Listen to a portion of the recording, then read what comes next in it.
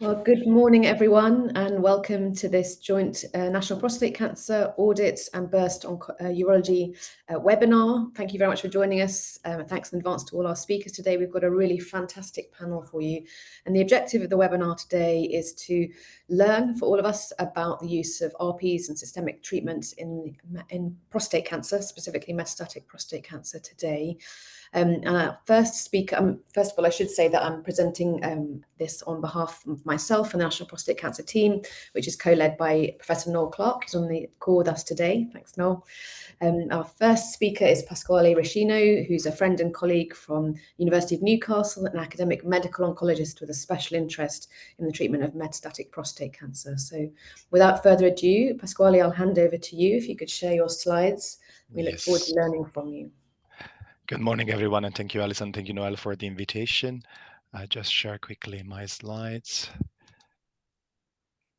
You should be able to see them from the conclusion. That's great. Here we are. Great, thanks. So today I will just try to go for a deep dive into the evidence for the use of the RPI in primary metastatic prostate cancer. So these are my disclosure. So the main treatment for prostate cancer is the testosterone suppression. We can do this in different ways. So we can suppress the hypothalamus hypophysis axis through LHRH analog or antagonist. We can block the production of testosterone from the adrenal gland, and we can do this through drugs like abiraterone, or we can block the androgen receptor with new hormonal treatment that are irreversible block. That will block irreversible the androgen receptor with drugs like enzalutamide, apalutamide, and darolutamide. So this is the landscape right now. In the last 10 years, things have changed dramatically for the treatment of metastatic hormonosensitive prostate cancer.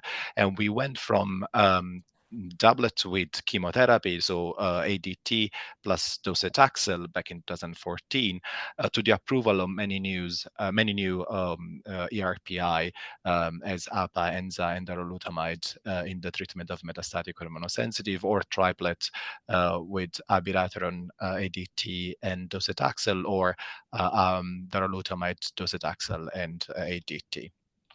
So we quickly go through this evidence, but first, first thing is that what we call metastatic hormonosensitive prostate cancer is not just one disease. We know this from the prognosis of our patient that is completely different depending on when the metastatic disease appears. So if it's synchronous, so if the metastatic disease happens from diagnosis of prostate cancer, or a metachronous, so patients that are diagnosed with localized disease that then become metastatic over time, and from the volume of disease. So the patients with the worst prognosis are unfortunately the one with synchronous high volume metastatic prostate cancer, while the ones with the better prognosis are the one with metachronous low volume metastatic prostate cancer.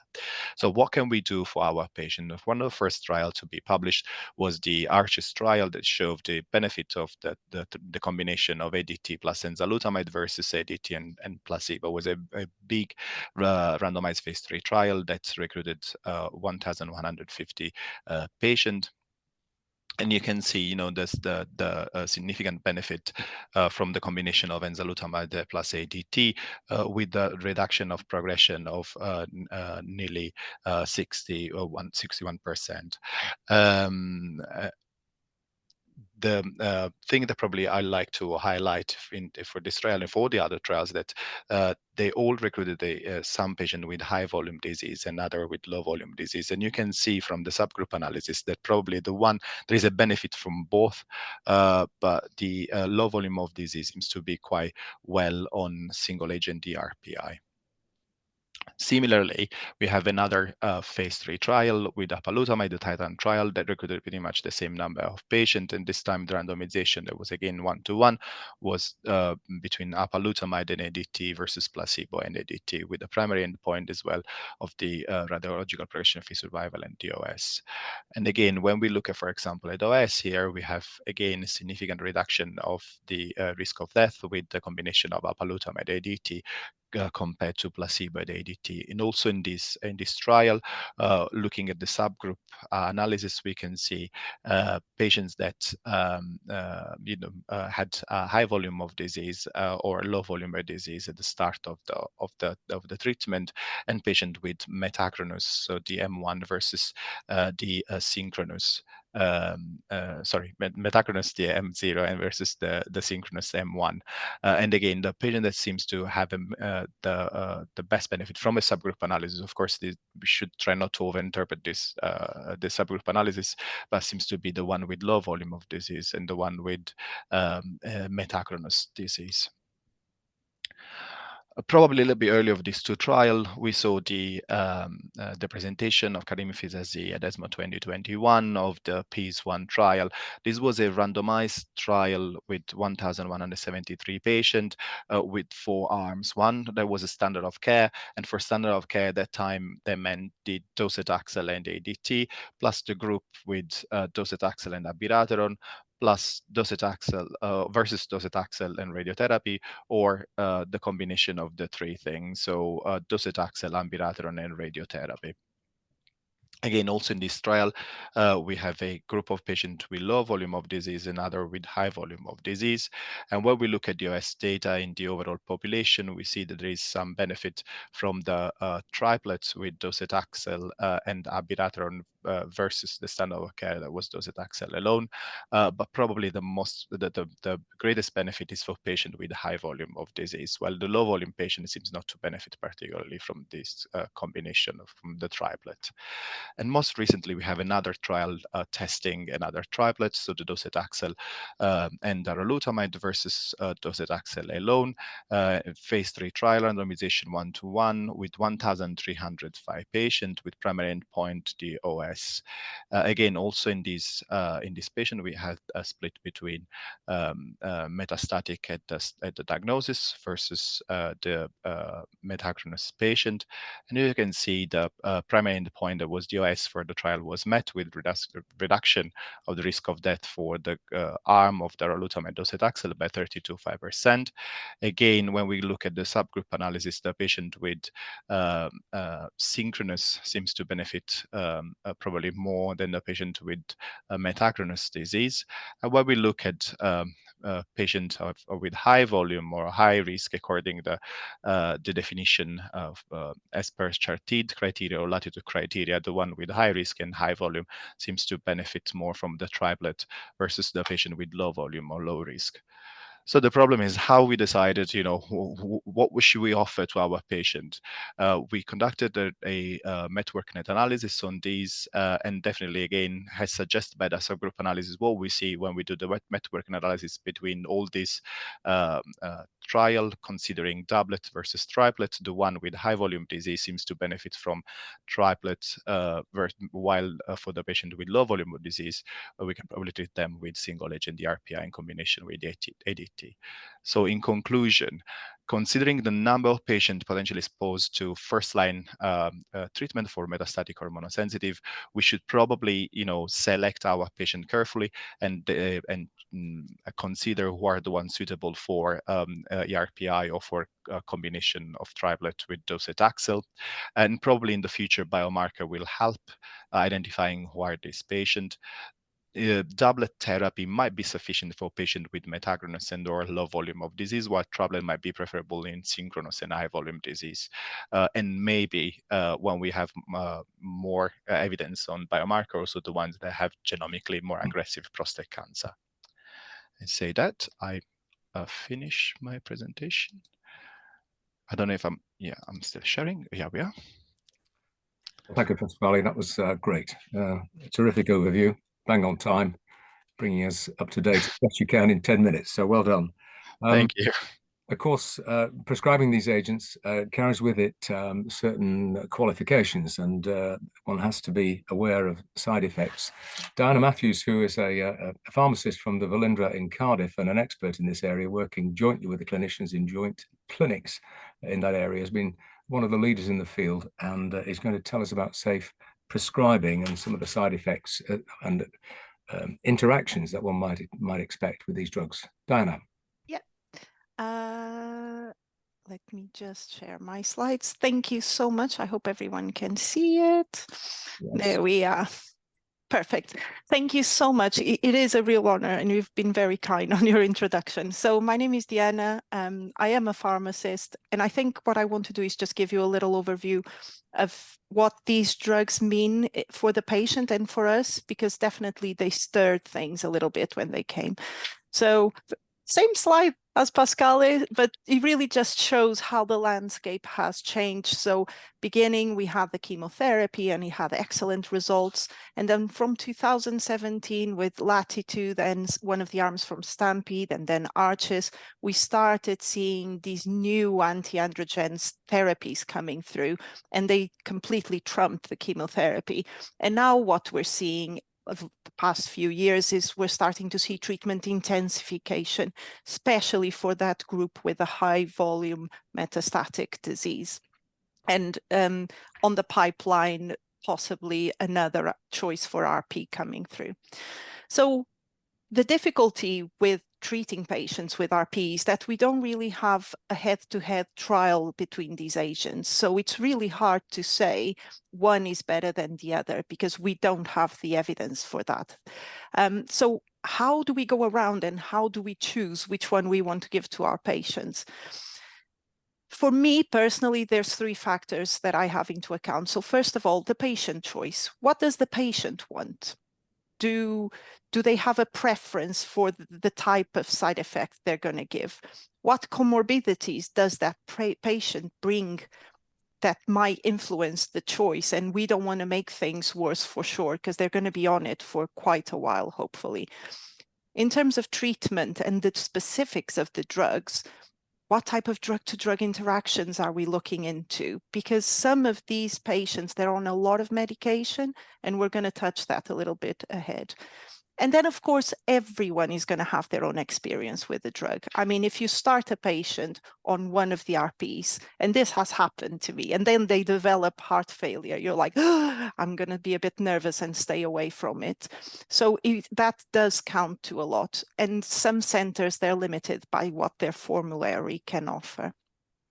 So like Pascal said, there are basically two ways these drugs work. On your right-hand side, you have enzalutamide, apalutamide, and darolutamide. So they directly fight for a place to connect with the androgen receptor, and they have much more affinity than your old first-generation bicalutamide.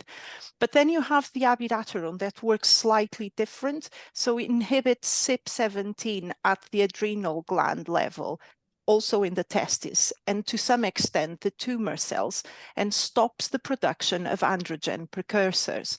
Inside the cells, it also blocks the action of 5-alpha reductase that transforms your normal testosterone into dihydrotestosterone, which you consider to be a more potent, higher affinity androgen. If we look at a little bit of basic chemistry, you can see that apalutamide and enzalutamide, they're very similar in terms of molecule. So from the onset, you can expect that these two drugs are going to have a very similar profile of interaction, a very similar profile of side effects. Darolutamide is slightly different. The scaffold is elongated, is bigger. So you will see that that's probably one of the reasons that we don't have so many side effects with it.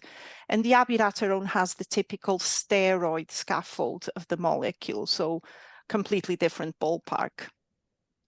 This table, I mean, we should never compare trials, okay? And there's no direct comparison, but for me it's very useful to know in a very summarized way what type of side effects I can expect from these drugs.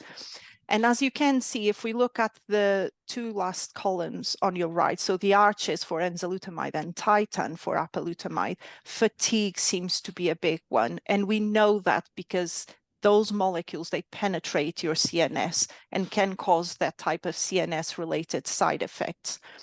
Then you have those particular side effects. So with the apalutamide, increases the secretion of T4 in the body, and therefore your body will automatically start producing more TSH. And this is why some of these patients end up becoming hypothyroid. And it's really important to understand that we're not talking of the same mechanism as immune checkpoint inhibitors. So when these patients become castrate and move on to the next line of treatment, you might have to readjust the thyroid, and they might even stop the thyroid supplementation. And we know that almost 30% of patients can come up with a rash, and that's really one of the, I think, limiting steps for people to choose apalutamide. Then if we look on the left side, Aranote with darolutamide and Latitude with abiraterone, the fatigue is not so much of an issue, but we are looking into the LFT derangement, hypertension, and hypokalemia with abiraterone, and that's because of that adrenal suppression. So we always give it alongside a long dose of steroid to compensate the physiological lack of it. The Aranote, like I said, it is very kind. I mean, there's no other way around it, but we still need to keep an eye for anemia, as about over 20% of patients can get a drop on their HB. So how does this, what's the big thing about it? It wouldn't be a problem if our patients were not on any other medication. We'd be fine. But what we do know is the majority of our patients falls in that bracket of that column, the colorful graph on your right, between 70 and 79 years old.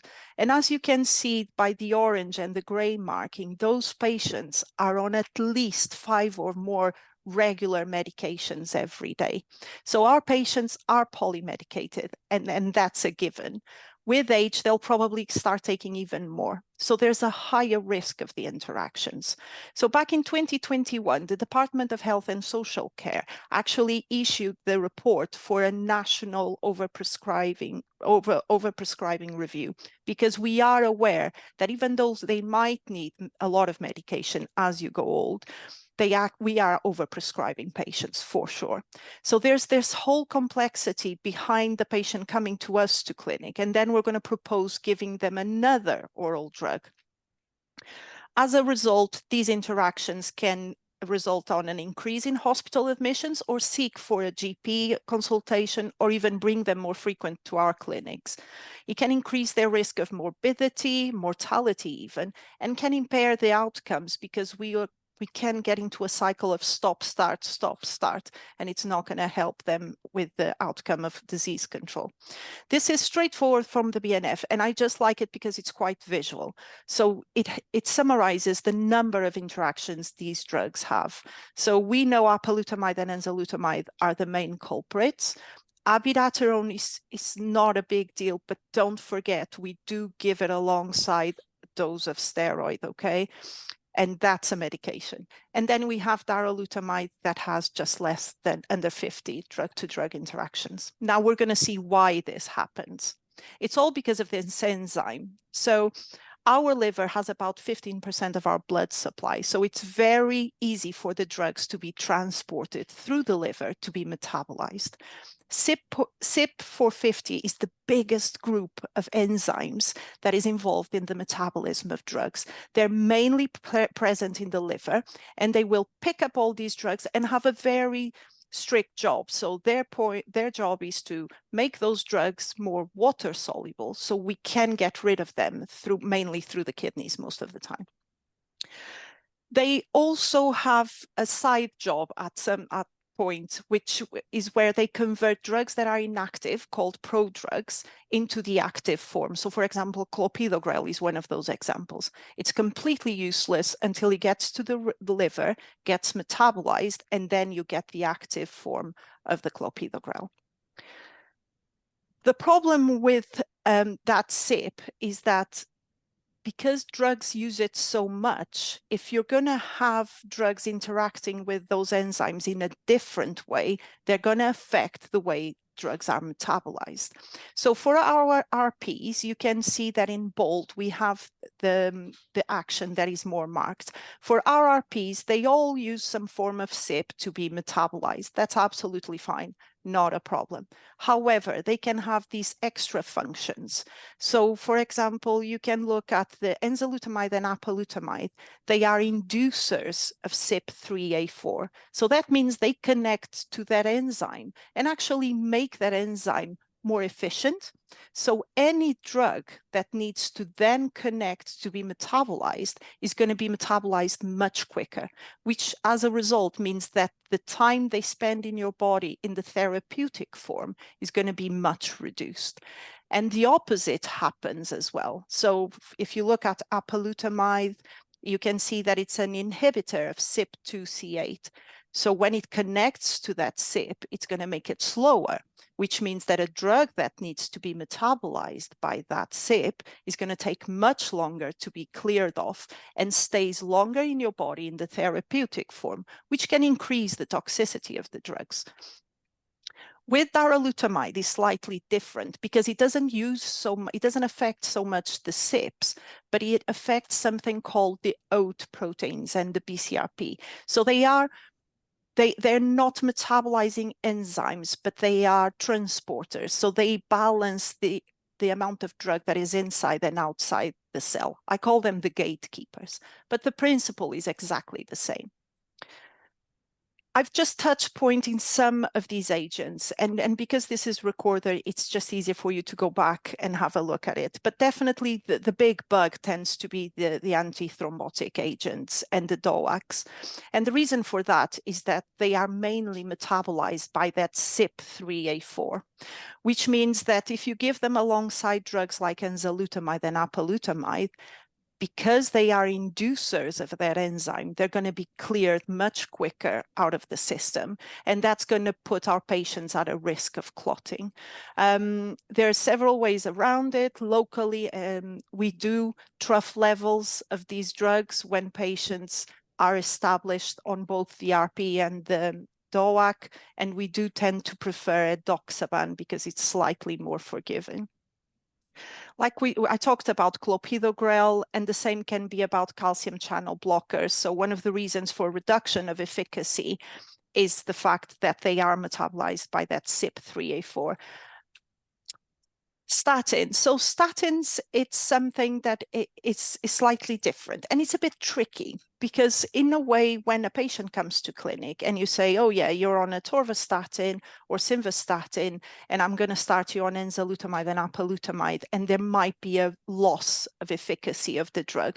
Sometimes it's hard to prove that, especially on those patients that are on the statin as a prophylaxis. So we tend to warn the GP might happen, but we don't tend to do much about it. But the one that you need to keep an eye for is the rosuvastatin when given alongside darolutamide.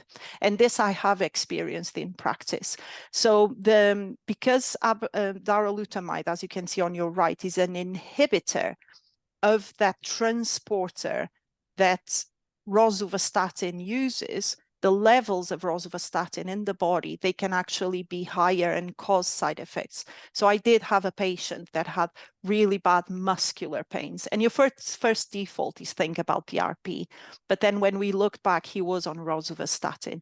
And once we dropped the dose of the statin, the patient actually tolerated treatment well. There's also some influence on the diabetes drugs.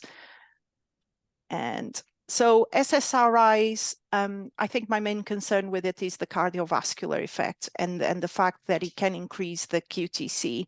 And then there's also a possibility of these drugs reducing the efficacy of PPIs like your lansoprazole or omeprazole, and also some of your opioid drugs. So what I want is, I don't think we should always choose the RP based on what drugs the patients are on. Okay, so unless there's a very limited therapeutic window for the drug that tips the balance very quickly into toxicity or lack of efficacy, most of the times we do have a bit of a leeway between these drugs.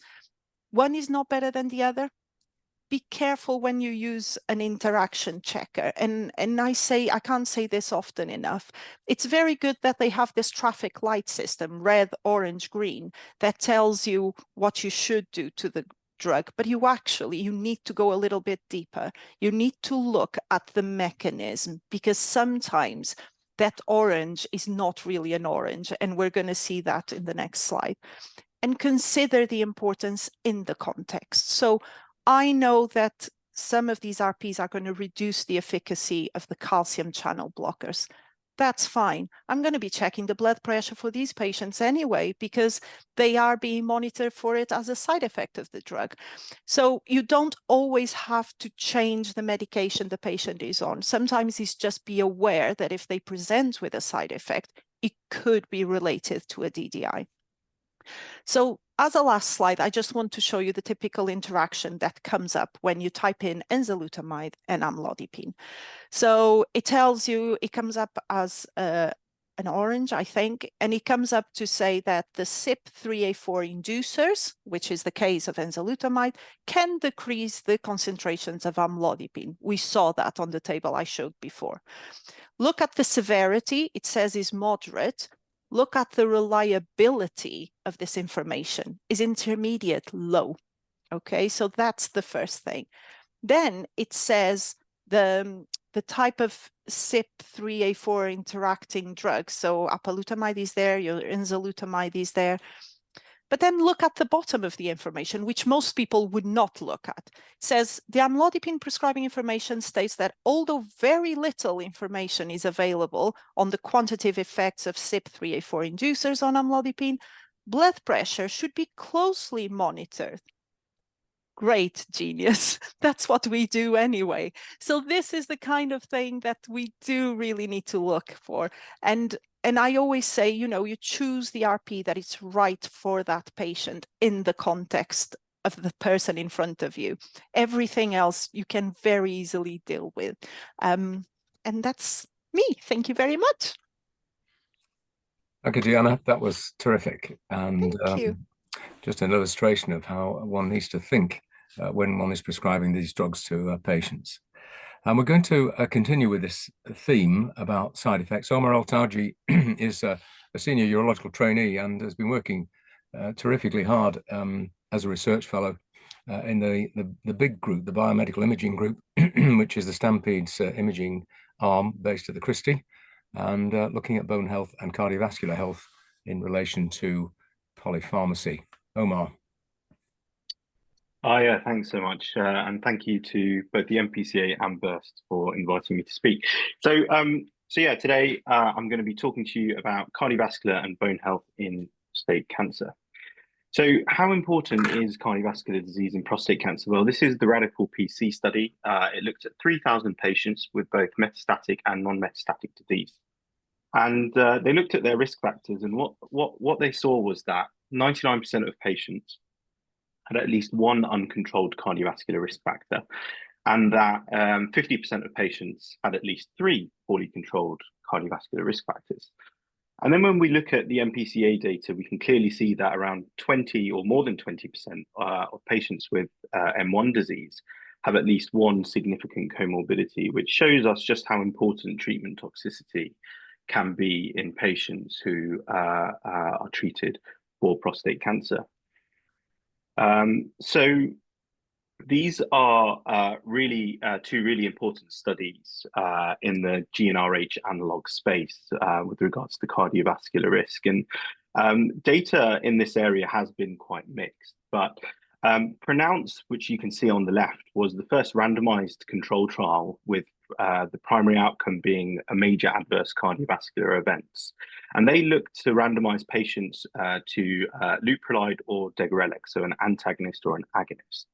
And what they found was that there was no, so the trial actually closed at 1 year because there was no difference in cardiovascular events at 1 year. But one conclusion I certainly draw from this is that all patients were high-risk patients, so they had atherosclerotic cardiovascular disease, and they were all very closely monitored and they were optimized, and it was pre-mandated within the protocol for these patients to see a cardiologist, and maybe that is why there was no difference in cardiovascular events at 1 year. Now, the other really important trial is HERO, and HERO is a randomized control trial, phase 3, randomized patients to an antagonist oral relugolix or an agonist in the form of leuprolide. Castration was the primary outcome, but one of their predefined secondary outcomes was major adverse cardiovascular events. And what they found was relugolix group had a 2.8% MACE event rate at 1 year and 5.6 for the leuprolide group. But what I would say is that their definition of MACE was somewhat softer. But what's interesting here is that you can see that cardiovascular events happen pretty early, and they happen before 4 weeks, especially in the leuprolide group. They also did a subgroup analysis where they looked at patients who had a history of cardiovascular events, and what they found was that there was a 5-fold increased risk with the use of leuprolide versus relugolix with regards to major adverse cardiovascular events. So what about RPs and cardiovascular risk? Well, so we published this systematic review last year, and it looked at 24 studies across the whole prostate cancer disease spectrum. These were all randomized controlled trials. And we looked at pretty much all the available RP agents on the market. And our primary outcome was any grade or high grade cardiovascular events, with secondary outcomes including those specific cardiovascular events. What we found was that there was around a 2-fold increased risk of either any grade cardiovascular event or a high grade cardiovascular event. And this was true across the whole prostate cancer disease spectrum. So we also looked at the specific RPs. We found that obviously abiraterone and enzalutamide had the highest cardiovascular risk, and that darolutamide and apalutamide had the lowest cardiovascular risk. So what are the recommendations regarding patients starting androgen deprivation therapy? So EAU guidelines don't really say much about this. So the European Society of Cardio-Oncology does have some good guidelines on this. So they suggest baseline cardiovascular risk assessment in all patients who are starting ADT. So that includes standard ADT plus your RPs. And what they suggest is to risk score these patients based on the SCORE2 or SCORE2 OP calculators. And you can easily download this on your app. And it's very similar to the QRISK-3 score, but it is validated within a European population.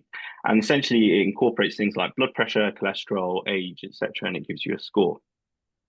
They also suggest that patients should have an annual cardiovascular risk assessment, their optimization of their risk factors, and those patients in the highest risk group should really be put on an antagonist, although this is a a level B level of evidence, class 2A level of evidence. So does treatment intensification increase major adverse cardiovascular risk?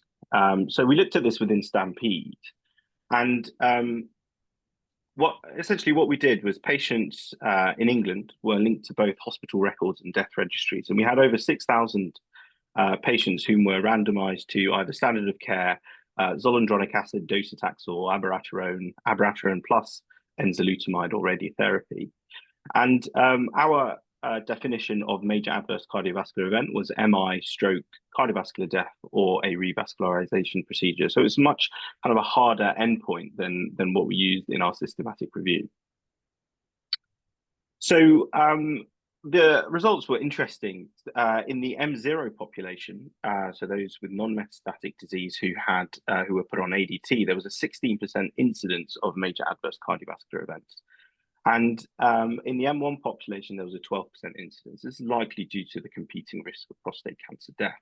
Now, what was more interesting was that the addition of docetaxel or abiraterone, or albeit abiraterone plus or enzalutamide, did not increase the risk of major adverse cardiovascular events. And this is an individual patient data level analysis rather than a pooled analysis.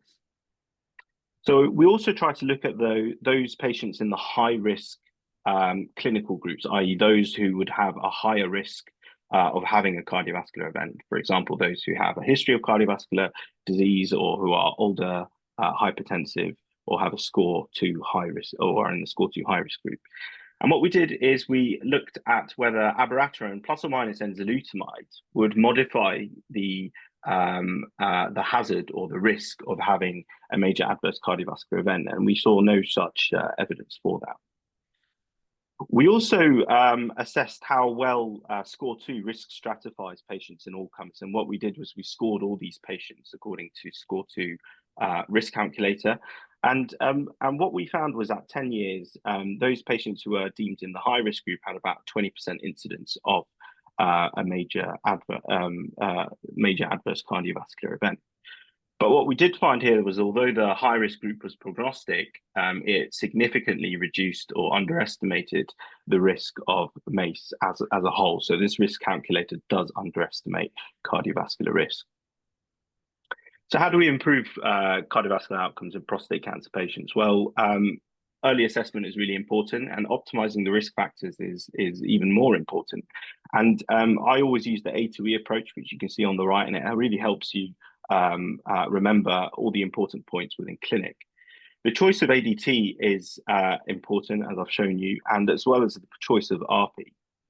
Now, again, there was no head-to-head studies, but we can see from pooled data analysis that there are certain ARPIs that have a lower cardiovascular risk. And surveillance is mightily important. And what I would say is that anyone who is in the high risk category really should be seen by either cardiologists, or in some places, the cardio-oncology is a subspecialty of cardiology. And if you have that in your trust, then that's great. And these patients are primed to be seen by them. So moving on to bone health. So fracture risk is high in patients with advanced prostate cancer. And on the left there, you can see data from the NPCA that shows at 5 years, 40% incidence of fractures in advanced prostate cancer. We also know that patients who are diagnosed with prostate cancer, even before hormone treatment, they have a higher incidence of osteoporosis. So this is clearly an important issue.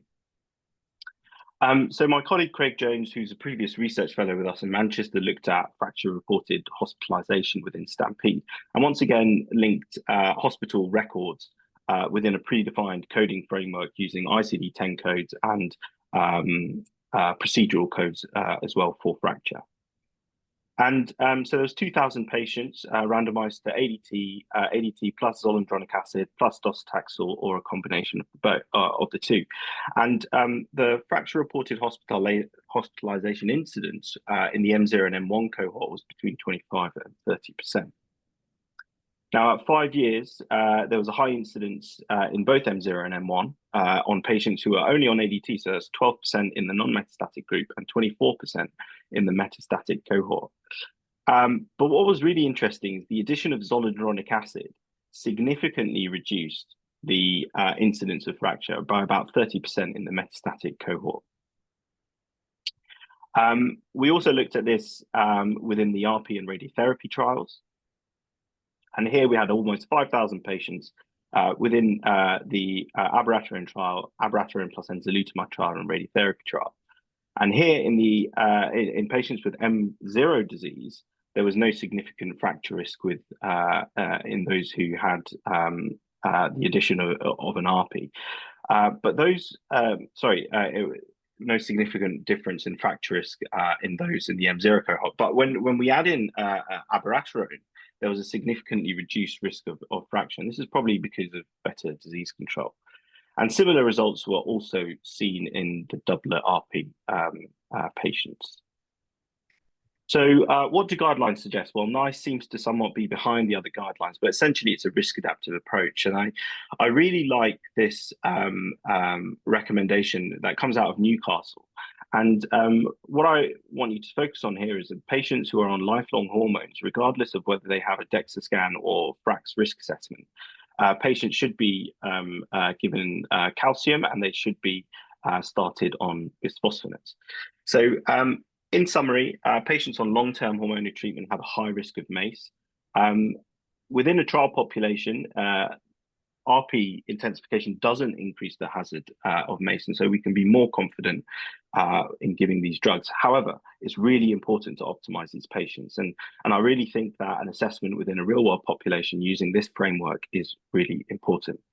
And then finally, risk assessment, optimization, antagonist use in those probably more at high risk, and the choice of RP is really important.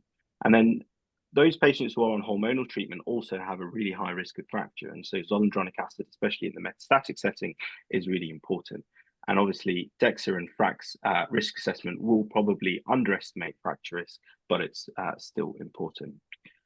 This is my final slide.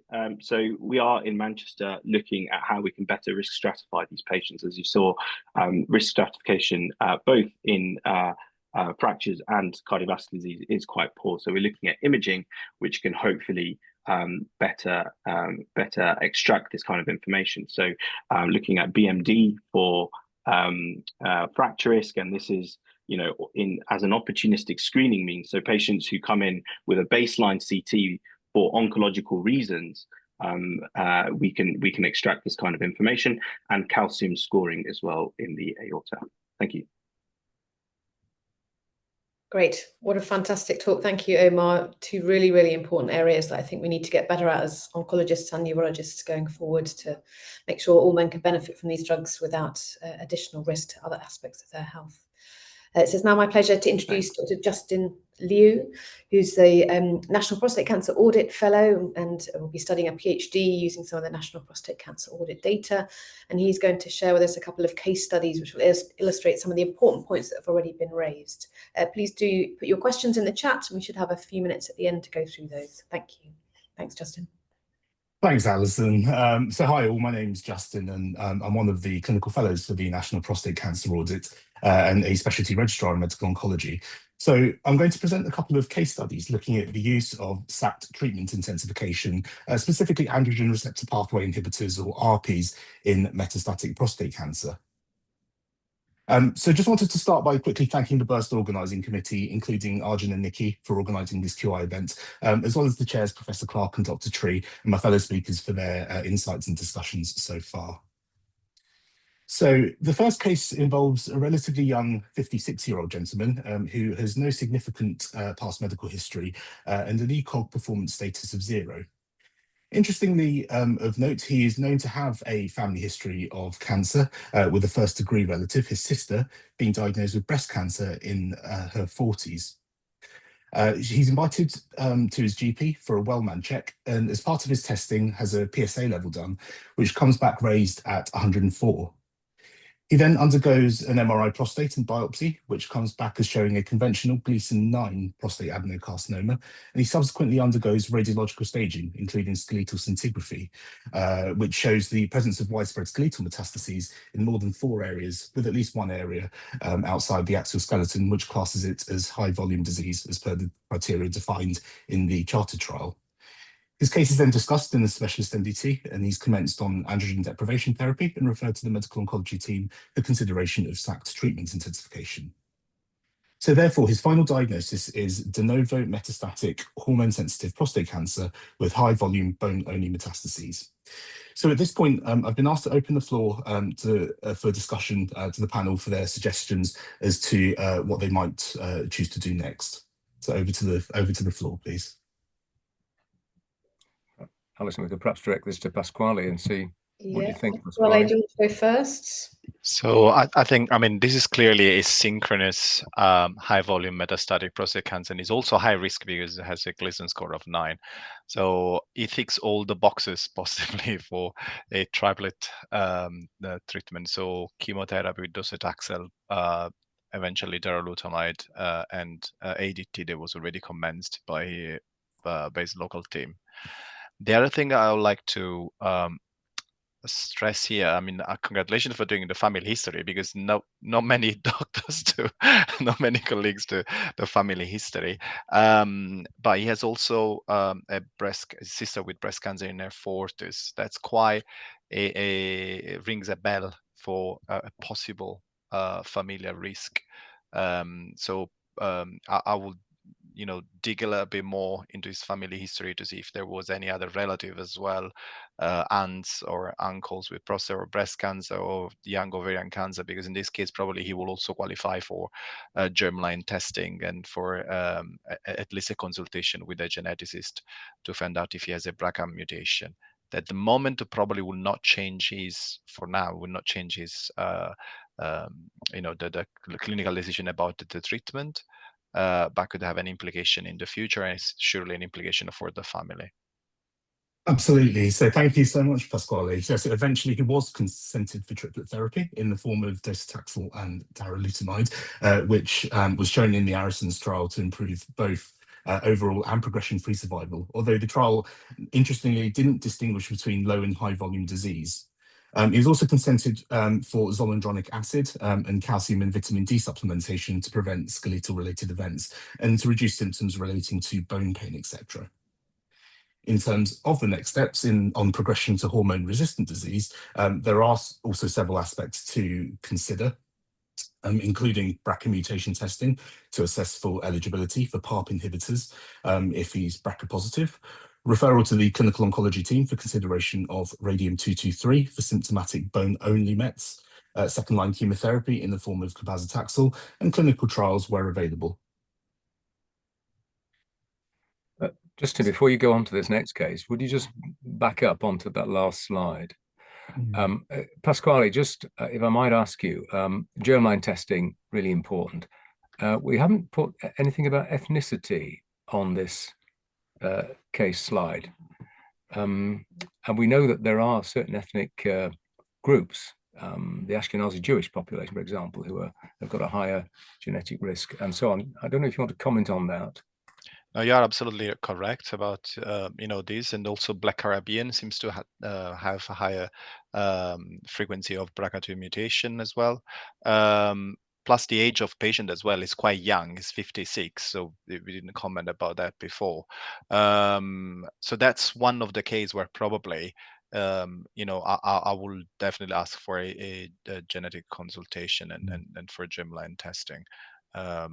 Even before starting anything.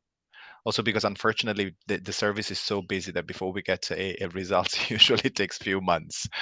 So it's always handy to have this kind of information. Can I actually twist a little bit this clinical case and ask? So if this was a low volume disease with 3 or 4 bone mets, and sorry, Alison, I think this question is for you, because I'm now seeing trial design. So I've been involved in some discussion on trial design without mentioning any companies or anyone, where they consider for a patient with synchronous metastatic or metagonous or low volume metastatic disease, radiotherapy or SSRBT or any radiotherapy direct to the metastasis as a standard. That was the definition in one of the trial I've seen designed as a standard of treatment for low volume patient with less than 5 bone mets. Do you feel this is the standard of care, or shall we still consider, and they were saying without ADT, or the standard of care remains the ADT and at least any RPI in these cases? Yeah, so you're asking about a patient of this age with low volume synchronous oligometastatic disease, so say 3 bone mets or something. Is that the case? Correct. So no, so obviously that's the question that we're asking in Stampede. And as I normally tell the trainees as they're going for their exams, if it's a randomized trial, then the standard of care is not yet settled.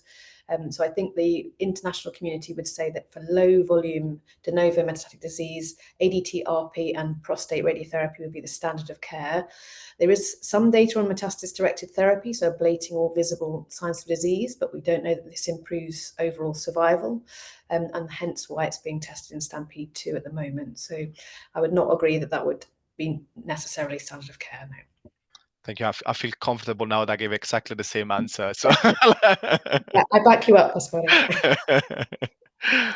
One quick question, and it relates to the bisphosphonate issue, because Craig Jones' paper and in Stampede, the dose of bisphosphonate was much higher. Oh, Noel, you've just gone Noel, mute for some reason. You're in mid-sentence, your mute came on for some reason. Don't know if it's a technical issue. Yeah, well, you're back. we're back. Yeah. So it's a question of the dosage of bisphosphonate, the bone protecting dose, because the dose used in Craig Jones' paper is much higher. It needs to be lower, doesn't it? Yes, absolutely. So the standard dosing for zoledronic acid, particularly in this patient, is 4 milligrams, and local protocols will be slightly different, and I think that reflects a slight lack of evidence within this area. But certainly, you could perhaps opt to give the zoledronic acid alongside 6 cycles of docetaxel in the first instance every 3 weeks. Yeah, and I don't know if sorry, Noel. Sorry, Pasquale, go ahead. No, I was saying, I mean, since Omar presented about the Newcastle protocol, so thank you for mentioning that. What we do in Newcastle, we actually give alendronic acid, so oral alendronate. Again, that for patient, it's much easier to take as a treatment to do orally at home, and will reduce also the visits to the hospital sometimes, especially if these are patients that are not receiving a chemotherapy, so they should come just for zoledronic acid. We do the same here, but instead of alendronic, we actually use risedronate because it seems to have lower GI side effects, and it's generic now, so no one should complain about you prescribing it. Great, thank you, everyone. It's very helpful. Justin, do you want to move on to the second case? Yes, thank you so much. So the second case involves a slightly older 83-year-old gentleman this time who has significant cardiovascular comorbidities, including taking apixaban for atrial fibrillation and an ECOG performance status of 1.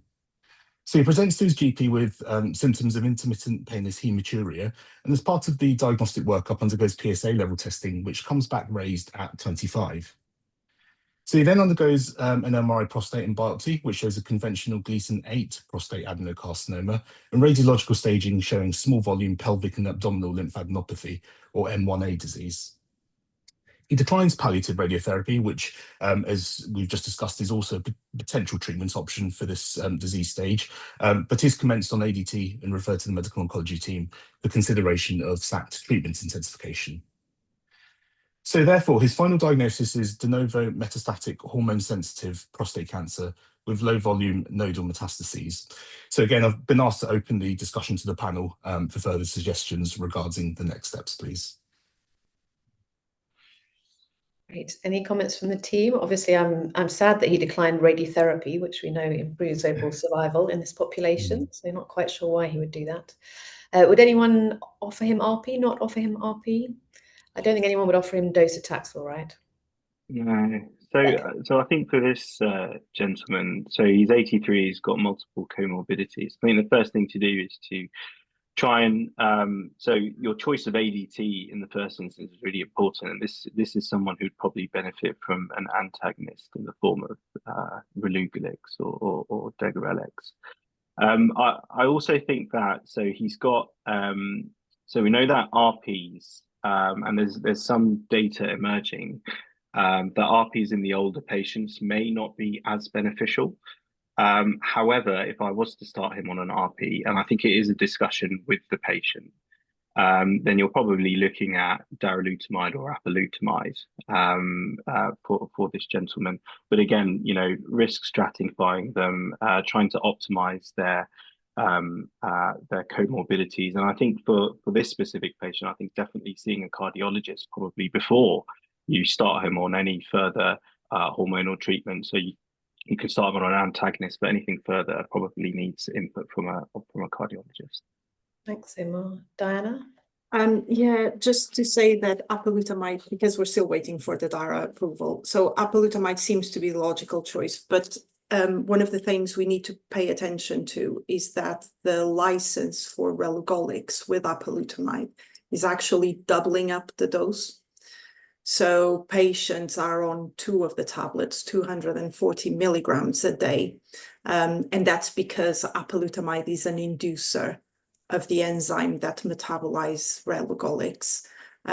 So just to be aware when you put these patients on, sometimes we just check the testosterone levels, and then if the testosterone is suppressed, we can play a bit with the relugolics, but the license says to double up. That's very helpful. So the other thing I should have said was contact your pharmacist. Yes, that's some advice. Very helpful. And Omar, sorry. Can I just bring in a point, and I want to direct this to Omar. He's 83 and he's got heart failure. And he's treated, but he's still got heart failure. So what do you think about his natural history? He's got relatively low risk metastatic disease, M1A, PSA 25, he's got a bit of hematuria, which might be related to coagulation issues. If you do nothing, what's going to happen to him? Yeah, so that's why I said that this is probably a discussion that you have with the patient, is that how much survival benefit are you going to get from the addition of a further an RP. I think in this patient, I would probably edge on the side of caution, and I would treat him with hormonal treatment as opposed to just putting him on watchful waiting. But the discussion about an RP, you're completely right, is that how much benefit is that going to give him? And as I said before, the emerging evidence is that those older patients, more comorbid patients, we know that they may not get that much benefit. I think the key message as well, isn't it, that often you look at the letter and the comorbidities, and then the patient dances into the consultation room. So I think it's looking at the whole patient and their history, and we've got 60-year-olds who are very frail and probably wouldn't benefit, and equally 80-year-olds certainly in our area that might. So it's about a holistic assessment of the patient's comorbidities and fitness and life expectancy, and that's not an easy thing, and that's why geriatric services and those sort of more comprehensive assessments, I think it should be more part of our standard clinic armory. And if I can add, I mean, we need to always keep in mind with apalutamide, especially, that at least a third of our patient has rash, and sometimes the rash is quite significant, requiring high dose steroids. So again, in a patient with 83 years old, the heart failure starting on high dose steroids, that can be quite of an issue as well. So it might not happen, but if it happens, that could be another issue on the top of the ones that he already has. Yeah, it's about balancing the risks and benefits, isn't it? Absolutely, and I completely agree. Thank you for all of your insights. It's really interesting. So in this case, he ended up being consented for doublet therapy in the form of apalutamide, which was shown in the Titan trial to improve both overall survival and radiographic progression-free survival in this cohort of patients. So in this case, following discussion with the patient, it was also decided the risks of upfront docetaxel chemotherapy outweighed the benefits as well. Other options for ARPs in this case include enzalutamide, but importantly doesn't include abiraterone, as he doesn't quite meet the high risk criteria as per the Latitude trial, which is essentially characterized by widespread skeletal metastases and high PSA levels of greater than 50. And as Diana mentioned, darolutamide may be a possibility moving forwards following results from the recent ARANOTE trial, although not currently funded by the Cancer Drugs Fund in England.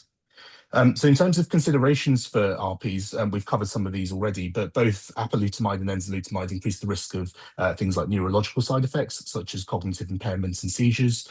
All RPs, as Omar mentioned, increase the risk of cardiovascular side effects, such as hypertension, which requires counselling and monitoring throughout the course of a patient's treatment.